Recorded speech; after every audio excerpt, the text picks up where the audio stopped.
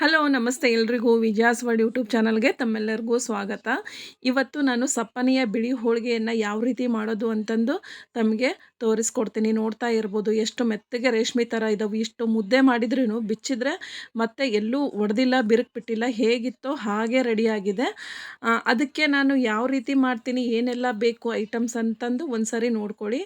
ನಾನಿಲ್ಲಿ ಈ ಕಪ್ಪಿಂದ 1/4 ಕಪ್ಪು ಅಕ್ಕಿ ಹಿಟ್ಟನ್ನು ತೊಗೊಂಡಿದ್ದೀನಿ. 1/4 ಕಪ್ಪು ಅಕ್ಕಿ ಹಿಟ್ಟನ್ನು ತೊಗೊಂಡಿದ್ದೀನಿ. ಇದನ್ನು ಜರಡಿ ಹಿಡಿದು ರೆಡಿ ಮಾಡಿಟ್ಟಿದ್ದೀನಿ. ಈಗ ನಾನು ಸ್ಟವ್ ಮೇಲೆ ಒಂದು ಪಾತ್ರೆಯನ್ನು ಇಟ್ಟು, ಆ ಪಾತ್ರೆಗೆ ನಾನು ಯಾವ ಕಪ್ಪಿಂದ ಅಕ್ಕಿ ಹಿಟ್ಟನ್ನು ತೊಗೊಂಡಿದ್ನೋ ಅದೇ ಕಪ್ಪಿಂದ 2 ಕಪ್ಪು ನೀರನ್ನು ಹಾಕೋತೀನಿ. 1/4 ಅಕ್ಕಿ ಹಿಟ್ಟಿಗೆ 2 ಕಪ್ಪು ನಾನು ನೀರನ್ನು ಹಾಕ್ತಾಯಿದ್ದೀನಿ. ಜಾಸ್ತಿ ನೀರು ಆತಪ್ಪ ಅಂದರೆ ಇದು ಗಂಟಾಗಿಬಿಡುತ್ತೆ. ಆದ್ದರಿಂದ ಭಾಳ ಜಾಸ್ತಿ ಹಾಕಂಗಿಲ್ಲ, ಸ್ವಲ್ಪನೇ ಜಾಸ್ತಿ ಹಾಕ್ಕೋಬೇಕಷ್ಟೆ.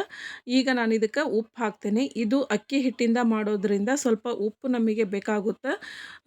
ಈಗ ಇದನ್ನು ಬಾಣಲಿಗೆ ಒಂದು ಮುಚ್ಚಳವನ್ನು ಮುಚ್ಚಿ ನೀರು ಕಾಯಲು ಬಿಡ್ತೀನಿ ನಾನು. ಪೂರ್ತಿ ಬಾಯ್ಲ್ ಆಗಿರೋದಿಲ್ಲ, ಸ್ವಲ್ಪ ಕಾಯಬೇಕು ನೀರು. ಈಗ ನೋಡ್ರಿ ಸುತ್ತಲೂ ಗುಳ್ಳೆ ಬರ್ತಾ ಇದೆ. ಈಗ ನಾನು ಅಕ್ಕಿ ಹಿಟ್ಟನ್ನು ಇದಕ್ಕೆ ಹಾಕ್ತೀನಿ. ಪೂರ್ತಿ ಕುದೀತಿರಬಾರ್ದು, ಈ ರೀತಿ ಅಷ್ಟೇ ಕುದ್ದಿರಬೇಕು. ನೀರು ಬಿಸಿ ಆದಮೇಲೆ ನಾವು ಅಕ್ಕಿ ಹಿಟ್ಟನ್ನು ಮಧ್ಯದಲ್ಲಿ ಸುರುಕೋಬೇಕಾಗುತ್ತೆ. ಈ ರೀತಿ ಮಧ್ಯದಲ್ಲಿ ಸುರಬೇಕು. ಪೂರ್ತಿಯಾಗಿ ಹಿಟ್ಟನ್ನು ನಾವು ಇದಕ್ಕೆ ಹಾಕಬೇಕು. ಹಾಕಿ ಉರಿಯನ್ನು ಲೋ ಫ್ಲೇಮಲ್ಲಿ ಇಡಬೇಕು. ಸಣ್ಣ ಉರಿಯಲ್ಲಿ ಸುತ್ತಲೂ ನೀರು ಕುದಿಬೇಕು. ಆವಾಗ ಅದು ಅಕ್ಕಿ ಹಿಟ್ಟು ಬೇಯುತ್ತೆ, ಬಿಸಿ ಬರ್ತದೆ. ಆ ರೀತಿ ಬಂದ ನಂತರ ನೋಡ್ರಿಲೆ ಈ ರೀತಿ ಸುತ್ತಲೂ ಕುದಿಬೇಕು ನೀರು. ಉರಿ ಸಣ್ಣ ಇರಬೇಕು. ಇವಾಗ ಹಿಟ್ಟಿಗೆ ನಾನು ಕೂಡಿಸ್ತೀನಿ. ನೀರಿಗೆ ಹಿಟ್ಟನ್ನು ಜಿಗಟ್ ಥರ ಮಿಕ್ಸ್ ಮಾಡ್ತೀನಿ. ಉರಿ ಲೋ ಫ್ಲೇಮಲ್ಲಿ ಇರಬೇಕು. ಈ ಪ್ರೊಸೀಜರಲ್ಲಿ ಜಾಸ್ತಿ ಉರಿ ಇತ್ತಪ್ಪ ಅಂದರೆ ಹಿಟ್ಟು ಸೀದು ಹೋಗಿಬಿಡುತ್ತೆ. ಆದ್ದರಿಂದ ನೀವು ಸಣ್ಣ ಉರಿಯಲ್ಲೇ ನೀವು ನಿಧಾನವಾಗಿ ಈ ರೀತಿ ಕಲಿಸ್ಕೋಬೇಕು. ನೀರು ಜಾಸ್ತಿನೂ ಇಡಬಾರ್ದು. ನಾವು ಯಾವ ಅಳತೆಯಲ್ಲಿ ಹಿಟ್ಟನ್ನು ತೊಗೊಂಡಿರ್ತೀವೋ ಅದಕ್ಕಿಂತ ಸ್ವಲ್ಪ ಜಾಸ್ತಿ ಆದರೆ ಸಾಕು. ತುಂಬಾ ಜಾಸ್ತಿ ಆತಂದರೆ ಹಿಟ್ಟು ಗಂಟಾಗಿಬಿಡುತ್ತೆ. ಈಗ ಎಲ್ಲೂ ಗಂಟಾಗ್ದೇ ಜಿಗುಟು ಕರೆಕ್ಟಾಗಿ ರೆಡಿ ಆಯ್ತು ನಮಗೆ ಅಕ್ಕಿ ಹಿಟ್ಟಿನ ಜಿಗುಟು. ಇದಕ್ಕೆ ನಾನು ಕೇವಲ ಉಪ್ಪನ್ನು ಮಾತ್ರ ಹಾಕ್ಕೊಂಡಿದ್ದೀನಿ, ಮತ್ತೇನು ಮಿಕ್ಸ್ ಮಾಡಿಲ್ಲ.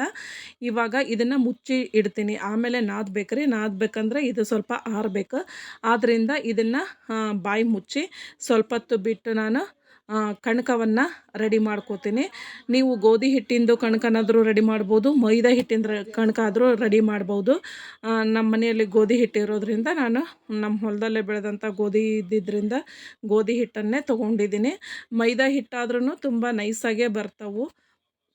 ಇದಕ್ಕೆ ನಾನು ಸ್ವಲ್ಪ ಉಪ್ಪನ್ನು ಹಾಕ್ತೀನಿ. ಹಿಟ್ಟು ಕಲಿಸ್ಲಿಕ್ಕೆ ಸಪ್ಪೆ ಆಗ್ತದಲ್ಲ, ಅದಕ್ಕೆ ಸ್ವಲ್ಪ ಉಪ್ಪು ಹಾಕಿ 1 ಟೇಬಲ್ ಸ್ಪೂನಷ್ಟು ಎಣ್ಣೆಯನ್ನು ಹಾಕಿದೆ. ಈಗ ಸ್ವಲ್ಪ ನೀರು ಹಾಕ್ತಾ ಇದನ್ನು ನಮ್ಮದು ಅದು ಅಕ್ಕಿ ಹಿಟ್ಟಿನ ಜಿಗುಟು ಯಾವ ಹದಕ್ಕೆ ಇರುತ್ತೋ ಅದೇ ಹದಕ್ಕೆ ಇದನ್ನು ನಾವು ಕಲಿಸ್ಕೋಬೇಕಾಗುತ್ತೆ. ತೀರಾ ಮೆತ್ತಗೆ ಹೋಳಿಗೆಗೆ ಕಲಿಸ್ಕೋತೀವಲ್ಲ ಆ ರೀತಿ ಮೆತ್ತಗೇನು ಬೇಕಾಗಿಲ್ಲ, ಸ್ವಲ್ಪ ಗಟ್ಟಿಯಾಗಿನ ಕಲಿಸ್ಕೊಂಡ್ರೆ ಸಾಕು. ಈಗ ನೀರು ಕಮ್ಮಿ ಆಯ್ತು, ಇನ್ನೂ ಸ್ವಲ್ಪ ನೀರನ್ನು ಹಾಕಿ ನಾನು ಇದನ್ನು ಕಲಿಸ್ತೀನಿ. ಈ ರೀತಿ ಒಂದು ಸರಿ ನೀವು ಹೋಳಿಗೆಯನ್ನು ಮಾಡಿ ನೋಡಿ. ಸೀಕರಣೆಗಂತೂ ತುಂಬ ಚೆನ್ನಾಗಿರುತ್ತೆ. ಒಂದು ಸರಿ ನೀವು ಮಾಡಿದ್ರಿ ಅಂದರೆ ಪದೇ ಪದೇ ಮಾಡ್ಕೋತೀರಾ. ನೀವು ದೊಣ್ಣೆ ಮೆಣಸಿನ್ಕಾಯಿ ಪಲ್ಯ, ಹೊಟ್ಟೆ ಮೆಣಸಿನ್ಕಾಯಿ ಅಂತಾರಲ್ಲ ಅದರದ್ದು ಎಣ್ಗಾಯಿಗೆ, ಆಮೇಲೆ ಕೊಬ್ಬರಿ ಚಟ್ನಿ, ಆಲೂಗಡ್ಡೆ ಪಲ್ಯ, ಆಮೇಲೆ ಸೀಕರಣೆಗಂತೂ ತುಂಬ ಚೆನ್ನಾಗಿರುತ್ತೆ ಇದು ಬಿಳಿ ಹೋಳಿಗೆ. ಮಲೆನಾಡು ಸೈಡು ತುಂಬ ಚೆನ್ನಾಗಿ ಮಾಡ್ತಾರೆ, ಇದನ್ನು ಜಾಸ್ತಿ ಮಾಡ್ತಾರೆ. ನಮ್ಮ ಸೈಡ ಉತ್ತರ ಕರ್ನಾಟಕ ಸೈಡು ಸ್ವಲ್ಪ ಕಮ್ಮಿ ಇದನ್ನು ಮಾಡೋದು. ನೋಡ್ರಿ ಈಗ ಹಿಟ್ಟು ಹದಕ್ಕೆ ಬಂತು. ಈಗ ನಾನು ಸ್ವಲ್ಪ ಒಳ್ಳೆಣ್ಣೆ ಸವರಿದ್ದಕ್ಕೆ ಮುಚ್ಚಳ ಮುಚ್ಚಿ ನೆನೆಯೋಕೆ ಇಡ್ತೀನಿ. ಅಷ್ಟರೊಳಗೆ ನಾನು ಇದೇನು ಅಕ್ಕಿದನ್ನು ಜಿಗುಟು ಮಾಡ್ಕೊಂಡಿದ್ನಲ್ಲ ಅದನ್ನು ನಾನು ನಾದ್ಕೋತೀನಿ. ಇದು ಗ್ಯಾಸ್ ಕಟ್ಟೆ ನೀಟಾಗಿ ತೊಳೆದಿದ್ದೀನಿ ನಾನು. ಇವಾಗ ಇದನ್ನು 2 ಭಾಗ ಮಾಡಿಕೊಂಡು ನಾನು ನಾದಿಡ್ತೀನಿ. ಇದಕ್ಕೆ ನೀವು ಸ್ವಲ್ಪ ಕೈ ಒದ್ದೆಗೆ ನೀರಾದರೂ ತೊಗೋಬೋದು ಅಥವಾ ಒಳ್ಳೆಣ್ಣೆ ಆದರೂ ತೊಗೋಬೋದು. ಕೈಗೆ ಸ್ವಲ್ಪ ಹಚ್ಕೊಂಡು ನಾದಿದ್ರೆ ತುಂಬ ಸ್ಮೂತಾಗಿ ಉಳ್ಳೆ ಮಾಡ್ಬೋದು. ಆದ್ದರಿಂದ ಇದನ್ನು ಫಸ್ಟಿಗೆ ನಾವು ಈ ಥರ ನಾವು ನೀಟಾಗಿ ನಾದಿಟ್ಕೋಬೇಕಾಗುತ್ತೆ. ಗಂಟಿಲ್ಲ ರೀ, ಇದು ಒಂದು ಗಂಟು ಸಹ ಆಗಿಲ್ಲ. ಗಂಟಿಲ್ದಂಗೆ ನೀಟಾಗಿ ಈ ರೀತಿ ಮಾಡ್ಬೋದು. ನಾನು ಇದಕ್ಕೆ ರೇಷನ್ ಅಕ್ಕಿಯನ್ನು ನಾನು ಹಾಕ್ಸಿದ್ದೆ.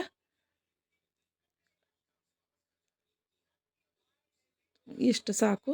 ನಂತರ ನಾನು ಸ್ವಲ್ಪ ಒಳ್ಳೆಣ್ಣೆ ಹಚ್ಚಿ ಕಟಿ ಬರಬಾರ್ದು ಅಂತ ಇದಕ್ಕೆ ಸ್ವಲ್ಪ ಒಳ್ಳೆ ಎಣ್ಣೆ ಹಚ್ಚಿ ಒಂದು ಪಾತ್ರೆಯಲ್ಲಿ ತೆಗ್ದಿಟ್ಟು ಇನ್ನೊಂದು ಹಾಫ್ ಇತ್ತಲ್ಲ ಅದನ್ನು ಸಹ ನಾನು ನೀಟಾಗಿ ಈ ರೀತಿ ನಾದ್ಕೋತೀನಿ.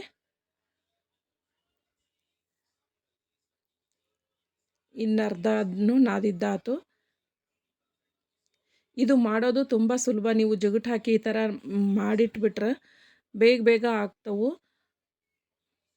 ಒಂದು ಸಾರಿ ಮಾಡಿದರೆ ನೀವು ಪದೇ ಪದೇ ಮಾಡ್ತೀರಾ ಆ ಥರ ಟೇಸ್ಟ್ ಇರ್ತಾವೆ ರೀ. ಹೊಟ್ಟೆ ಮೆಣಸಿನ್ಕಾಯಿ ಪಲ್ಯಕ್ಕಾಗಲಿ, ಆಮೇಲೆ ಹೋಳಿಗೆ ಸೀಕರ್ಣಿ, ಕೊಬ್ಬರಿ ಚಟ್ನಿಗೆ ಎಲ್ಲದಕ್ಕೂ ಸರಿ ಹೊಂದುತ್ತೆ ಇದು. ಆಮೇಲೆ ಕೆಂಪು ಖಾರ ಇರುತ್ತಲ್ರಿ ಹೊಲ್ದನ ಮೆಣಸಿನ್ಕಾಯಿದು, ಅದಕ್ಕೂ ಸಹ ತುಂಬ ಚೆನ್ನಾಗಾಗುತ್ತೆ. ಇದು ಸೇಮ್ ನಾವು ಹೋಳಿಗೆ ಮಾಡ್ತೀವಲ್ಲ ಅದೇ ಪ್ರೊಸೀಜರಲ್ಲೇ ಮಾಡೋದು. ನಾನೀಗ ಹೋಳಿಗೆ ಎಲೆ ತೊಗೊಂಡಿದ್ದೀನಿ, ಅದಕ್ಕೂ ಸ್ವಲ್ಪ ಎಣ್ಣೆ ಹಚ್ಚಿದ್ದೀನಿ. ಹಿಟ್ಟು ಹಚ್ಚಿನೂ ಮಾಡ್ತಾರೆ. ನಮ್ಮ ಮನೆಯಲ್ಲಿ ಎಣ್ಣೆ ಹಚ್ಚಿದ್ದನ್ನು ಭಾಳ ಇಷ್ಟಪಡೋದು ಹುಡುಗರೆಲ್ಲ. ಆದ್ದರಿಂದ ನಾನು ಎಣ್ಣೆ ಹಚ್ಚಿನೇ ಇದನ್ನು ಹೋಳಿಗೆಯನ್ನು ರೆಡಿ ಮಾಡ್ತಾಯಿದ್ದೀನಿ. ಬಿಳಿ ಹೋಳಿಗೆ ನಾನು ಅಕ್ಕಿ ಹಿಟ್ಟಿನ ಕಣಕ ಹೂರಣನ ಇಷ್ಟು ತೊಗೊಂಡಿದ್ದೀನಿ, ಈ ಗಾತ್ರಕ್ಕೆ ತೊಗೊಂಡಿದ್ದೀನಿ. ಈಗ ಇದನ್ನು ಕಣಕದ ಮೇಲಿಟ್ಟು ಕವರ್ ಮಾಡ್ತೀನಿ. ಈ ಥರ ನೀಟಾಗಿ ಕವರ್ ಮಾಡ್ಕೋಬೇಕು. ಈ ರೀತಿ ನೀಟಾಗಿ ಮಾಡಿ ಸ್ವಲ್ಪ ಎಕ್ಸ್ಟ್ರಾ ಕಣಕ ಬಂದಿದ್ದನ್ನು ನೀವು ತಗೊಳ್ಬಹುದು, ಹಾಗೇನೂ ಮಾಡ್ಬೋದು. ನೀವು ಗೋಧಿ ಹಿಟ್ಟಿನ ಕಣಕನಾದರೂ ಮಾಡ್ಬೋದು ರೀ, ಆಮೇಲೆ ಮೈದಾ ಹಿಟ್ಟಿಂದಾದರೂ ಮಾಡ್ಬೋದು. ನಿಮ್ಮ ಮನೆಯಲ್ಲಿ ಯಾವ ಹಿಟ್ಟು ಇರುತ್ತೋ ಅದರದ್ದು ನೀವು ಮಾಡ್ಕೋಬೋದು. ಇದು ಹರಿಯಲ್ಲ, ಗಂಟಾಗಲ್ಲ, ತುಂಬ ನೀಟಾಗಿ ಬರ್ತವೆ ರೀ. ಭಾಳ ಸಾಫ್ಟ್ ಬರ್ತವೆ, ಸ್ಮೂತ್ ಆಗ್ತವೆ, ಕಟಿ ಆಗಲ್ಲ.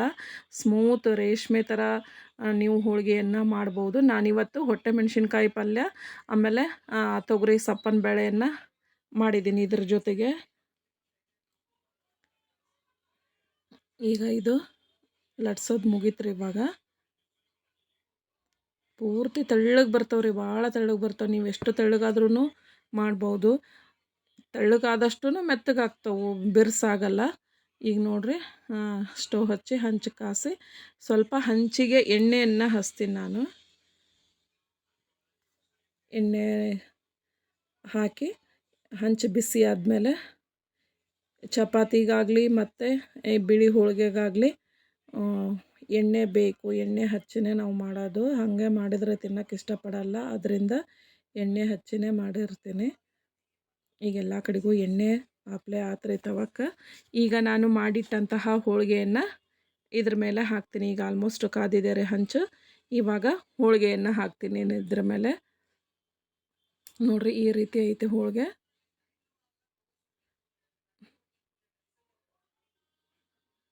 ಸ್ವಲ್ಪ ಒಂದು ಸೈಡ್ ಹಿಡ್ದತ್ರಿ. ಫಸ್ಟ್ ನಾವು ಹೋಳಿಗೆ ತಗಡಿಗೆ ನೀಟಾಗಿ ಎಣ್ಣೆ ಹಚ್ಕೊಂಡ್ರೆ ಎಲ್ಲೂ ಹಿಡಿಯಲ್ಲ, ಆ ರೀತಿ ನೀಟಾಗಿ ಬರ್ತಾವೆ.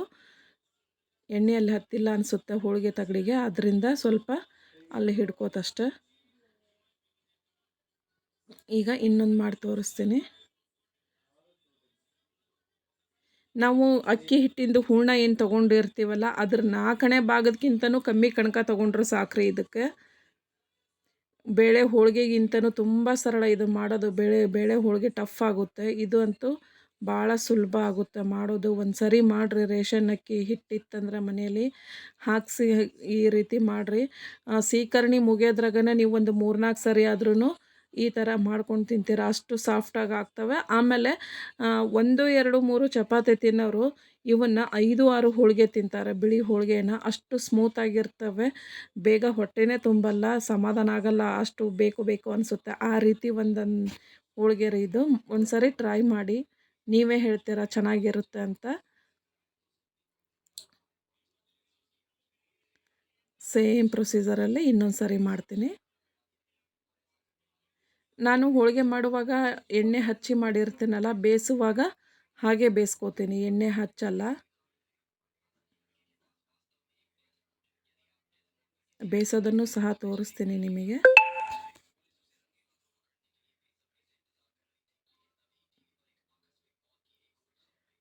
ಬೇಗ ಬೇಗ ಆಗ್ತವೆ. ಒಬ್ಬರೇ ಸಹ ಮಾಡಬಹುದು. ಇದಕ್ಕೇನು 2-3 ಜನ ಬೇಕಾಗಿಲ್ಲ, ಒಬ್ಬರೇ ಮಾಡ್ಬೋದು.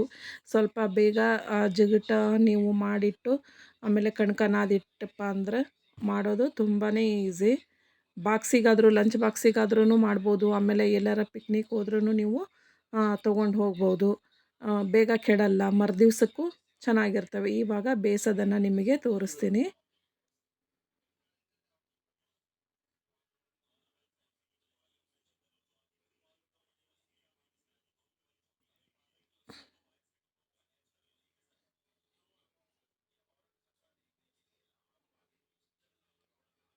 ಸ್ವಲ್ಪ ಎಣ್ಣೆ ಹಾಕಿದೆ ಮೇಲೆ. ಇವು ಹಂಚು ಹಿಡಿಯಲ್ಲ ರೀ, ಹಂಚು ತಳ ಹಿಡಿಯಲ್ಲ ಮತ್ತು ಬೇಗ ಬೇಯ್ತವೆ. ದಪ್ಪ ಆದ್ರೂ ಬೇಗ ಬೇಗ ರೆಡಿ ಆಗ್ತವೆ. ದೊಣ್ಣೆ ಮೆಣಸಿನ್ಕಾಯಿ, ಎಣ್ಗಾಯಿ ಪಲ್ಯ, ಕೊಬ್ಬರಿ ಚಟ್ನಿ, ಆಲೂಗಡ್ಡೆ ಪಲ್ಯ, ಆಮೇಲೆ ಹೋಳಿಗೆ ಸೀಕರ್ಣಿಗಂತೂ ತುಂಬ ಚೆನ್ನಾಗಿ ಆಗ್ತಾವ್ರಿ. ಒಂದು ಸರಿ ಮಾಡಿರಿ, ಹೆಂಗಾಯಿತು ಅಂತ ಹೇಳ್ರಿ. ನೋಡಿದ್ರಲ್ಲ, ಈ ರೀತಿ ಇಷ್ಟ ಆತಪ್ಪ ಅಂದರೆ ಹೋಳಿಗೆ ರೆಡಿ. ಒಂದು ಬೇಯೋದ್ರಾಗನ ಒಂದು ನೀವು ಒಬ್ಬರೇ ರೆಡಿ ಮಾಡ್ಕೋಬೋದು. ಟಫ್ ಏನಾಗಲ್ಲ, ತುಂಬ ಚೆನ್ನಾಗಾಗುತ್ತೆ.